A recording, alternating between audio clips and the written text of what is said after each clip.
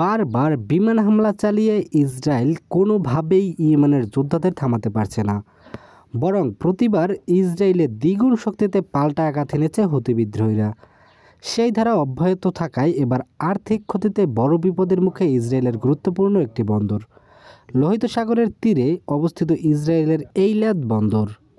কিন্তু ইয়েমেনের বিদ্রোহীদের ক্রমাগত হামলার কারণে এই বন্দরের আয় কমে গেছে।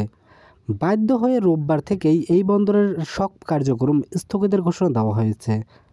ইসরায়েলের বাণিজ্য ও অর্থনীতি বিষয়ক সংবাদপত্র দ্য ক্যালকালিস্টের বরাতে এমন খবর ছেপেছে মিডল ইস্ট আই।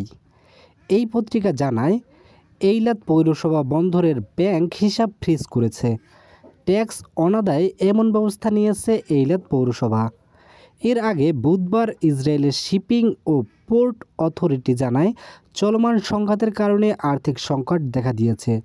এজন্য এইলাত পৌরসভা বন্দর ব্যবস্থাপনা কমিটিকে জানিয়েছে, পৌরসভাটির দেনা আদায়ে বন্দর ব্যাংক হিসাব জব্দ করা হয়েছে। গত বছর থেকেই এইলাত বন্দরের আয় কমতে থাকে। বিশেষ করে ইয়েমেনের বিদ্রোহীদের হামলার কারণে পণ্যবাহী জাহাজ ভূমধ্যসাগরীয় বন্দর আশদোদ ও হাইফায় ঘুরিয়ে দেওয়া হয়। তবে এভাবে ঋণের দায়ে একটি বন্দর বন্ধ হয়ে যাওয়াকে ইসরায়েলের আর্থিক ক্ষতি ও বিদ্রোহীদের বিজয় হিসেবে দেখা হচ্ছে।